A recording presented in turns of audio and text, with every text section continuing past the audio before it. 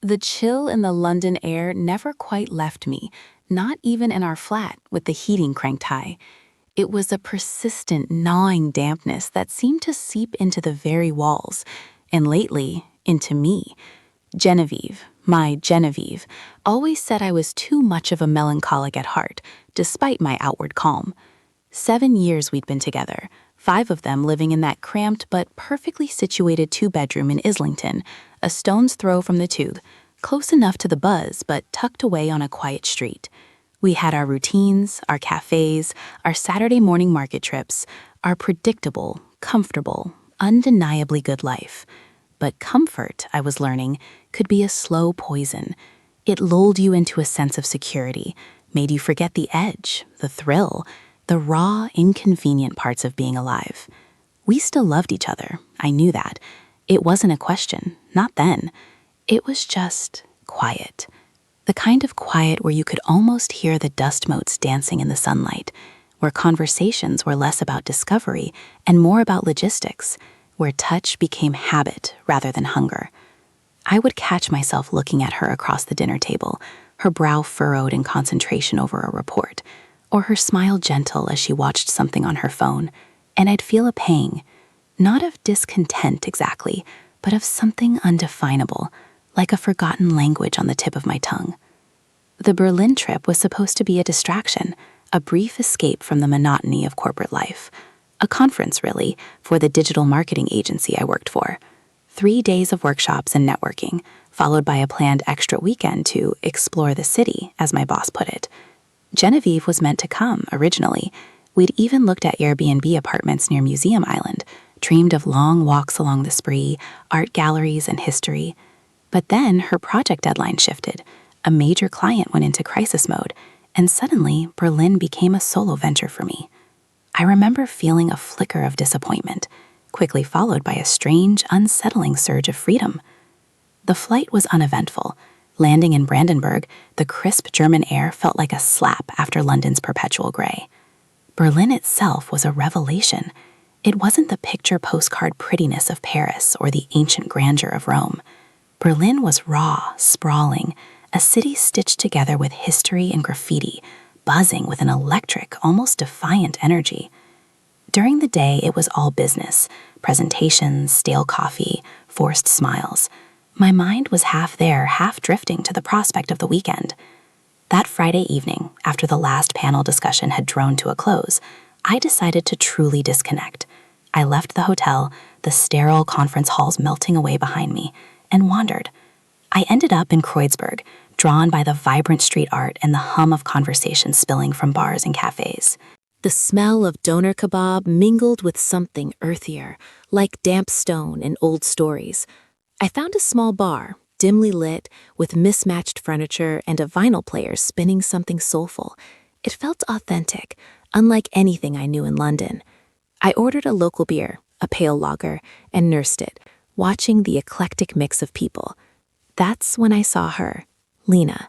She was sitting alone at a small table by the window, sketching in a notebook, her dark hair falling across her face.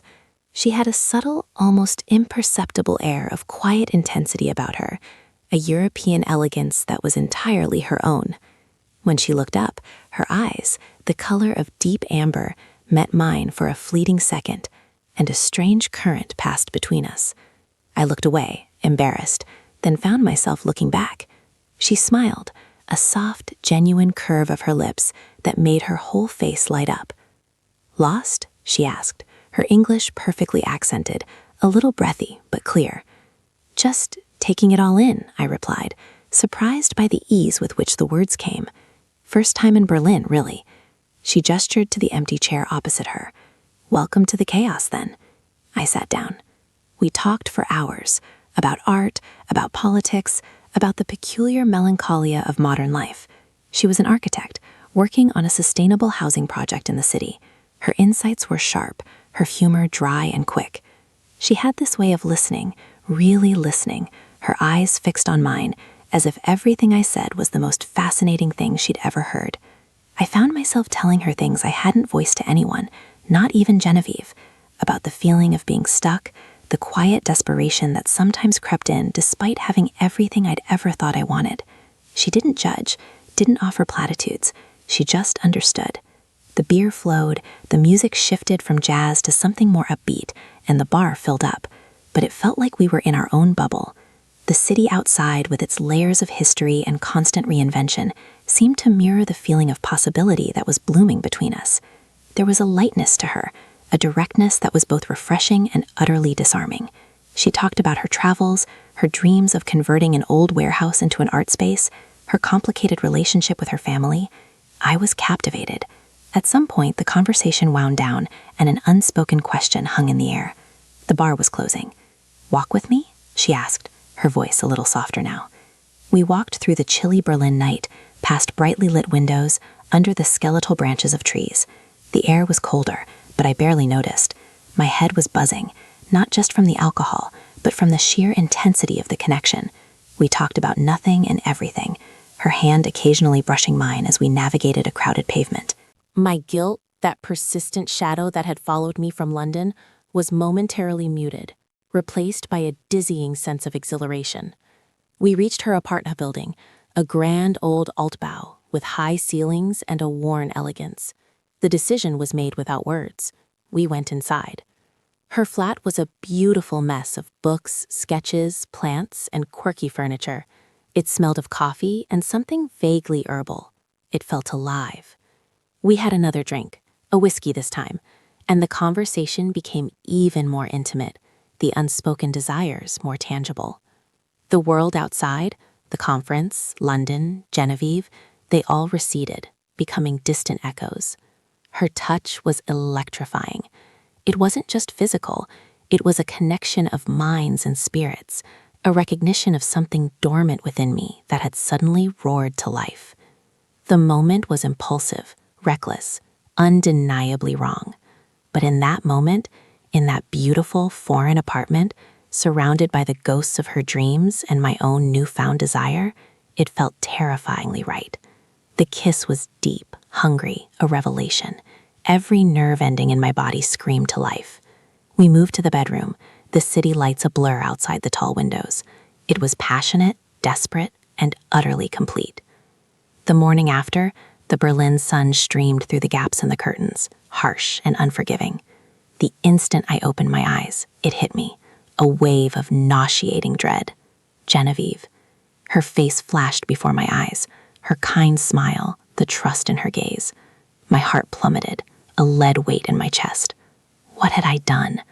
The euphoria of the night before evaporated, leaving behind a bitter, acrid taste. Lena stirred beside me. She looked peaceful, almost serene. She opened her eyes, met mine, and offered a soft, knowing smile. There was no recrimination, no awkwardness, just a quiet understanding in her gaze. It only made the guilt heavier. I felt like a monster. I mumbled something about needing to get back to my hotel, to pack for my flight. She simply nodded, her expression unreadable now. "It was good to meet you, Elias," she said, her voice gentle. It wasn't a goodbye that promised a future, just an acknowledgement of a shared, illicit moment. I dressed quickly, my hands trembling. I left her flat feeling a gaping hole in my chest, a mixture of intense regret and a strange, lingering ache for what I was leaving behind. The flight back to London was a blur. Every bump of turbulence, every droning sound of the engines felt like a judgment. I tried to compartmentalize, to box up the Berlin weekend and bury it deep, deep down. But the memories were like shards of glass, constantly pricking at my consciousness. The way Lena laughed, the smell of her apartment, the feel of her skin. And then, superimposed over it all, Genevieve's face.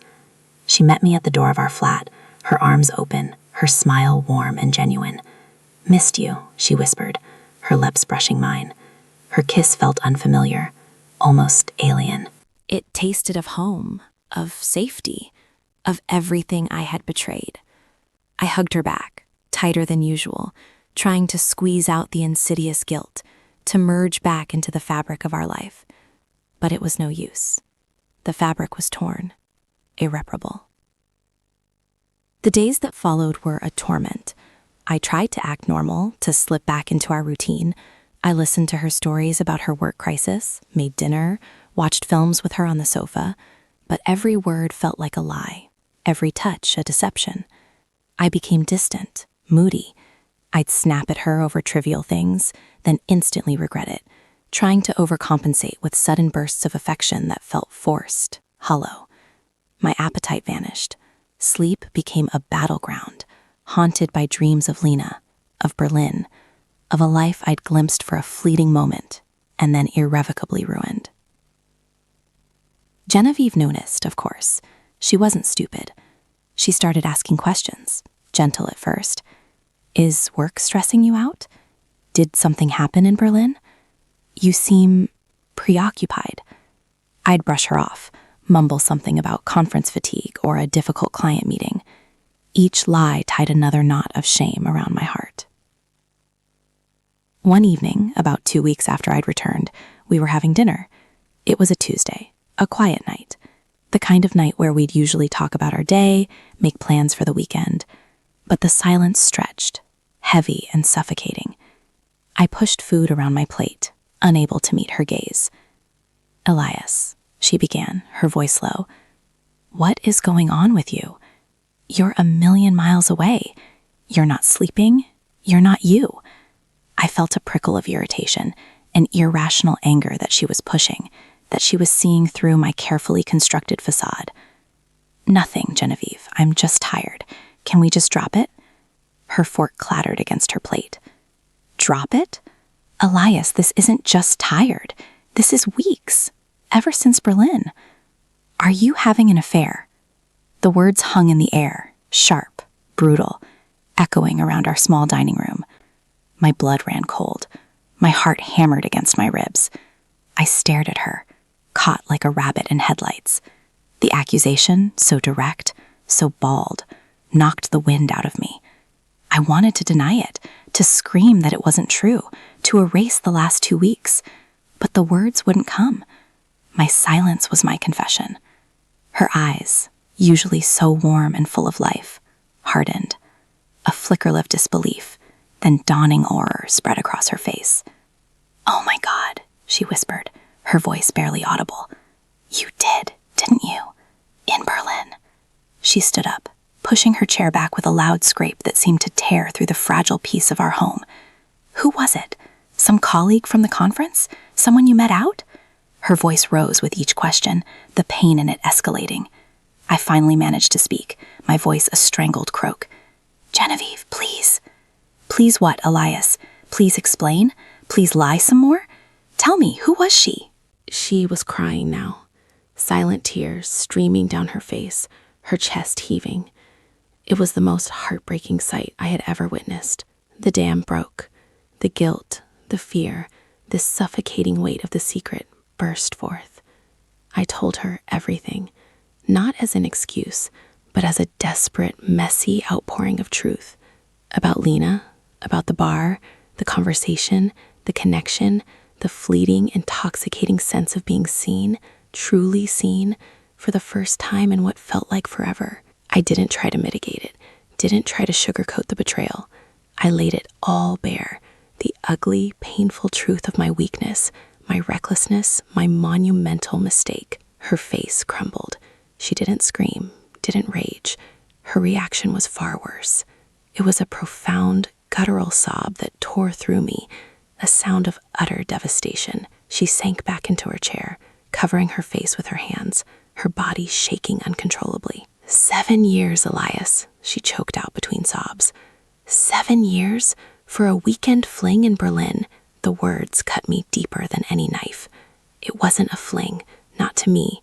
It was a moment of utter madness, a catastrophic error, a symptom of something broken within me that I hadn't even realized was there until it exploded. But in her eyes, that was all it was.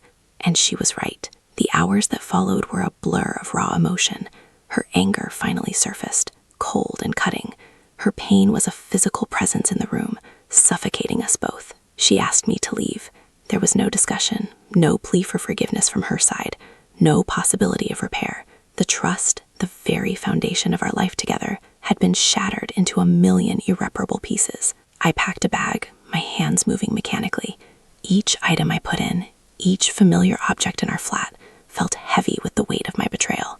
Our photos, her art on the walls, the quiet hum of our life, all of it now tainted. As I walked out the door, the London chill bit deeper than ever. I looked back at her, standing in the living room, small and broken amidst the wreckage of our life. Her eyes met mine, not with anger anymore, but with a profound, desolate emptiness. That was weeks ago. I'm in a friend's spare room now, the city outside still buzzing, indifferent to the personal apocalypse I've unleashed. Every morning, I wake up with the memory of Lena's face, Lena's touch, followed instantly by the crushing weight of what I lost. The Berlin weekend. It was just a few days, a blink in time, but it ripped through my life like a wrecking ball, leaving nothing but dust and regret. And the cold, undeniable truth that sometimes a single moment of reckless abandon can utterly destroy everything you ever held dear. The silence in my new temporary space is deafening, a constant reminder of the quiet I foolishly mistook for comfort.